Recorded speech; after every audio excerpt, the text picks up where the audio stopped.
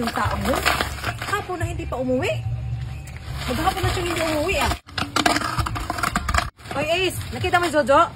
Nandun te, sa dagat, nagiinom. Ganun ba? Mata ka talaga ngayon.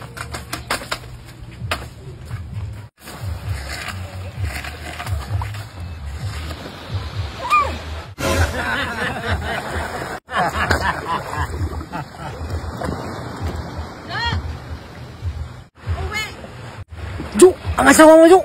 Uwi ka na. Baka kayo, gusto niyo umuwi tay. Kayo na lang umuwi, dito lang ako. Di ba, Uncle? Bahala siya dyan. Takot sa tubig yan eh. Oo. Sa lalim nito, hindi siya makakampunta. Uwi ka o akong pupunta dyan. Catch me if you can.